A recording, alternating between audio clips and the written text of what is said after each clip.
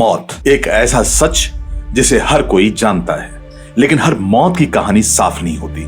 कभी हादसा, कभी साजिश, तो कभी रहस्यमय अंत। सच तक पहुंचने के लिए जरूरी होता है विज्ञान का सहारा। पोस्टमार्टम क्यों किया जाता है? एटॉप्सी और पोस्टमार्टम में क्या फर्क है? बीसरा और डीएनए जांच कब बनती है अहम कड़ी? और आखिर कैसे खुलते हैं मौत के वो राज जो पहली नजर में नजर ही नहीं आते? आज हम आपको दिखाएंगे मौत के पीछे छिपी सच्चाई को उजागर करने की पूरी प्रक्रिया क्या है। जानिए और समझिए सब कुछ इस रिपोर्ट में।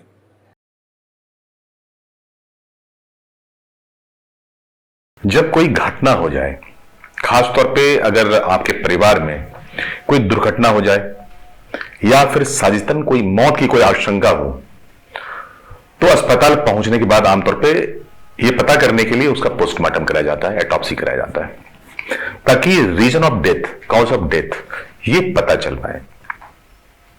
एक बहुत ही महत्वपूर्ण विधा है मेडिकल साइंस में, जिससे कि मौत के कारणों का पता चल पाता है। इसके अलावा डीएनए टेस्ट, बिसरा रिपोर्ट, ये तमाम तरह की चीजें हैं जिसकी वजह से या जिसके बूते पर पुलिस काम करती है, अनुसंधान करती है और यह पता लगाया जाता है कि मौत की वजह क्या थे, किस तरह से मौत दिया गया या किस तरह से दुर्घटना घटी। तो आप उस मौत को मेडिकल साइंस के तौर तरीके से अनुसंधान को बढ़ाते हैं, जस्टिफाई करते हैं केस को। हमारे साथ में रिम्स के एक्स डायरेक्टर और नामी डॉक्टर तुलसी महतो हमारे साथ हैं। फॉरेंसिक विभाग के ये लगातार लंबे समय तक वहां पर विभाग अध्यक्ष थे और इनके कार्यकाल में तकरीबन 75,000 इन्होंने एटॉप्सी करवाए, फॉरेंसिक जांच करवाए। एक बड़ा अनुभव है। हम इनसे कुछ जानने की कोशिश करेंगे, क्या कुछ है पूरा एक गोलमाल। हम डॉक्टर साहब से जानने की कोशिश करते हैं।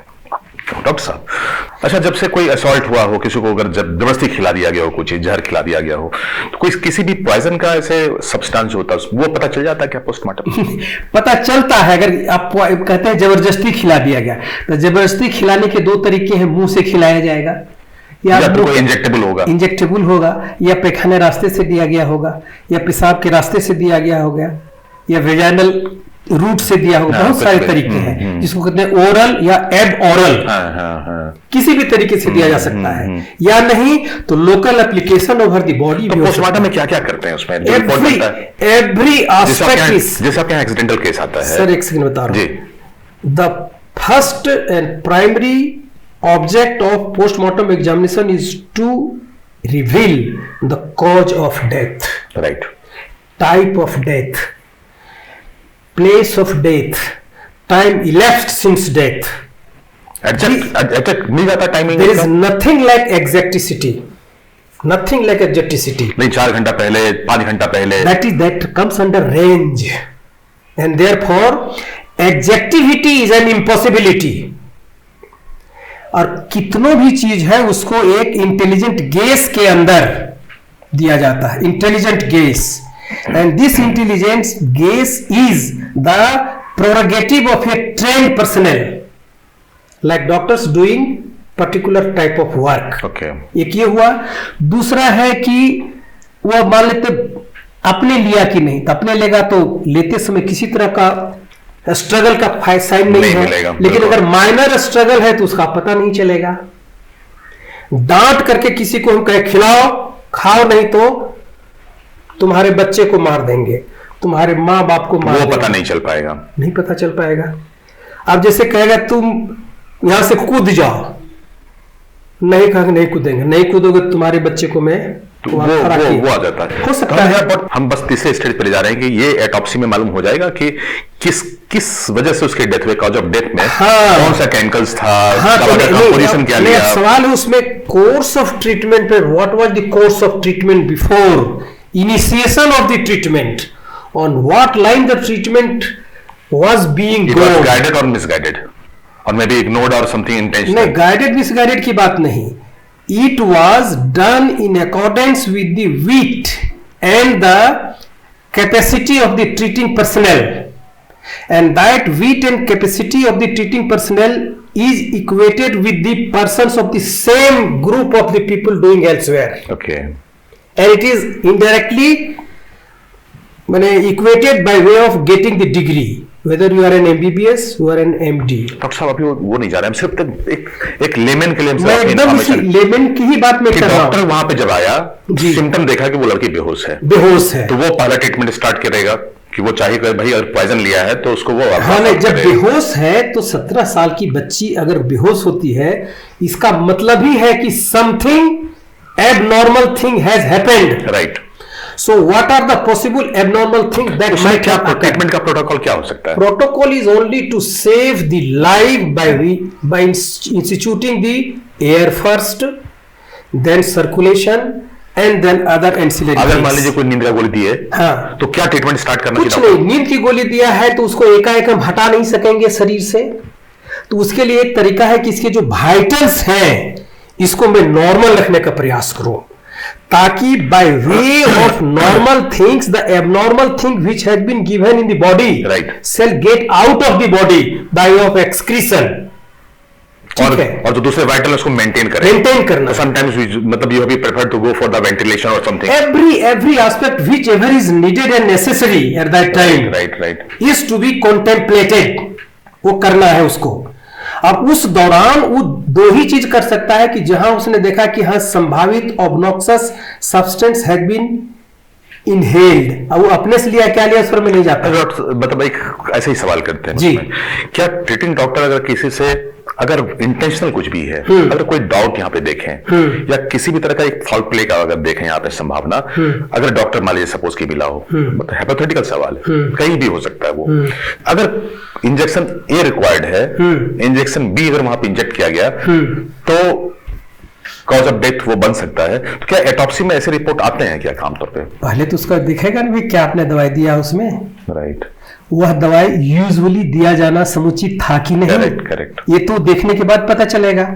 अब मान लेते हैं देने का है ये दवा, अब वह हम बी दे रहे हैं जो कि normally of that status no person is expected to do, इसका मतलब एबनॉर्मल चीज है। अच्छा डॉक्टर साहब ये बिसरा क्यों लिया?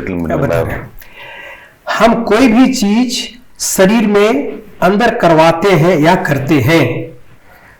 करते हैं बाय वे ऑफ इंजेक्शन, मुंह के थ्रू जो पेट में जाता है, आंख के थ्रू या कान के इन्वेजिनेशन या पेशाब के रास्ते या जननेंद्र के रास्ते या पैखाना के रास्ते से कोई भी सब्सटेंस शरीर में घुस सकता है, ठीक है, by any of the many ways.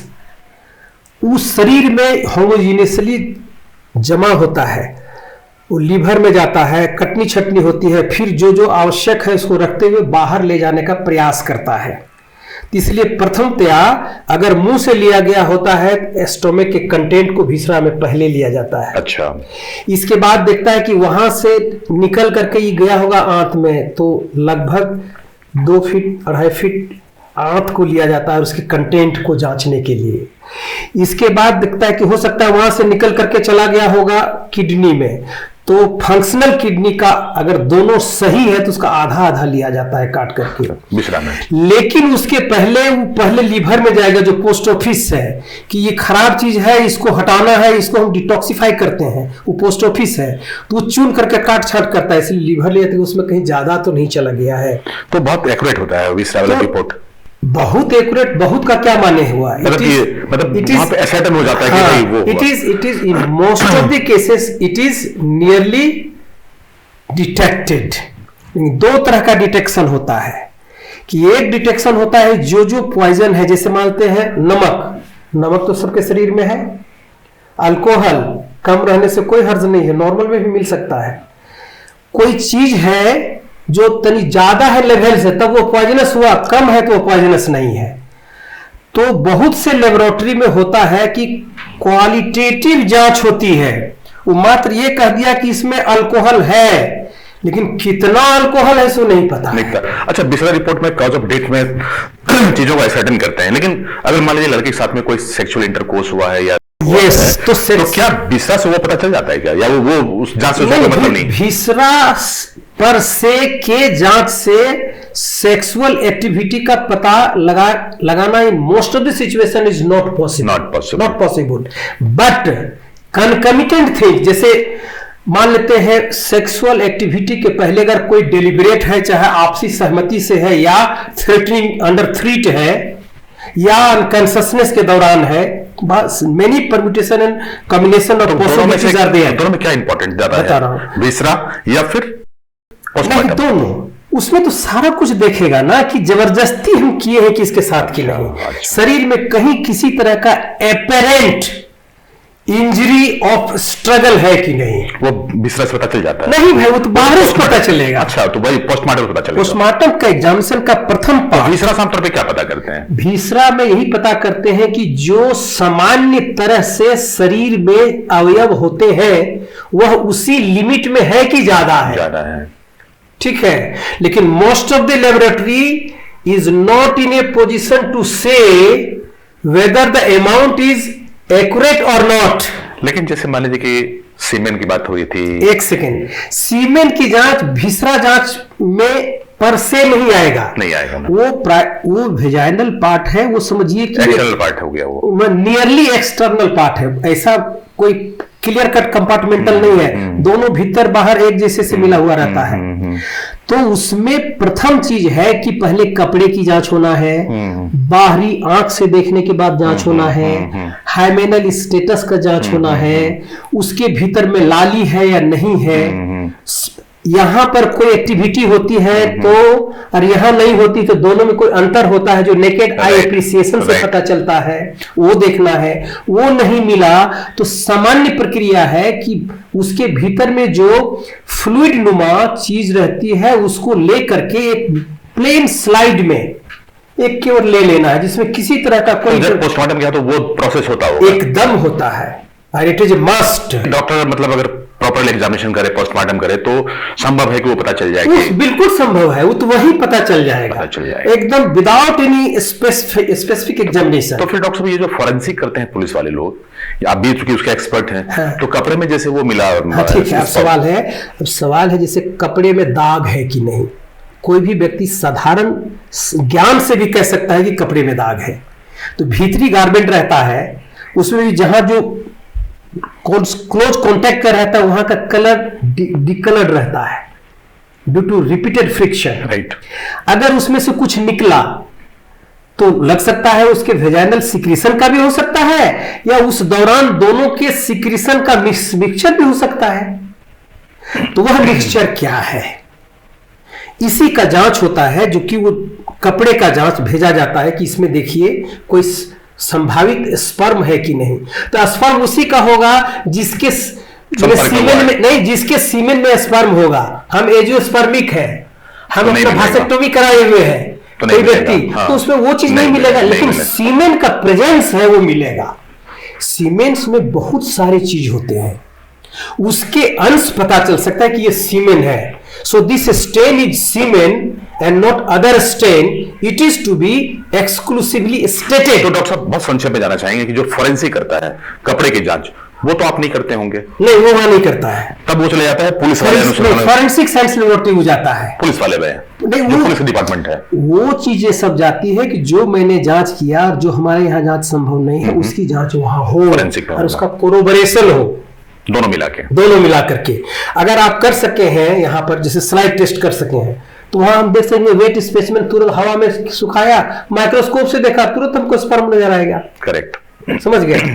अब उसमें अगर मान लेते हैं घर्षण हुआ है तो मेरा चमड़ा भी है, लड़के का भी चमड़े का है, तो इजेकुलेशन ना भी हुआ हो तो लड़के का चमड़े का भी हो जाएगा। तो डॉक्टर वाला टेस्ट कैसे, डीएनए से करते हैं? वो सब डीएनए से होता है। अच्छा, अब उसमें देखा जाएगा जो सेल है वो एक तरह का है कि नहीं। डॉक्टर तुलसी महतो से बातचीत में ये बिल्कुल स्पष्ट हो गया कि जब किसी की मौत होते हैं, खासतौर पर जब चाहे वो एक्सीडेंटल हो जाए, चाहे वो मर्डर हो, चाहे वो कॉन्स्पिरेशनल डेथ हो, चाहे जो भी उसका रीजन हो, तो कॉज ऑफ डेथ पता करने की पूरी संभावनाएं रहती है पोस्टमार्टम रिपोर्ट में। और खासतौर पर जब सेक्सुअल असॉल्ट होते हैं तो उसके भी जांच करने का जो डीएनए प्रोफाइलिंग हो रहा होता है। तो आज की तारीख में ये चीजें सर्टेन किया जा सकता है, मिलाया जा सकता है कि वाकई में इसके साथ क्या हुआ और कौन शामिल है। अगर वो डीएनए मैच हो जाता है और पुलिस का अनुसंधान अगर थोड़ा बड़ा होता है, पुलिस अगर ईमानदारी से काम करती है या उस कल्प्रिट अगर पहुंच पाती है तो जस्टिस के करीब करीब पहुंचा जा सकता है। इस बातचीत का इतना ही लबोलबाब था। हम और भी आपको जानकारी देंगे। फिलहाल डॉक्टर साहब आपका बहुत बहुत धन्यवाद। धन्यवाद सर।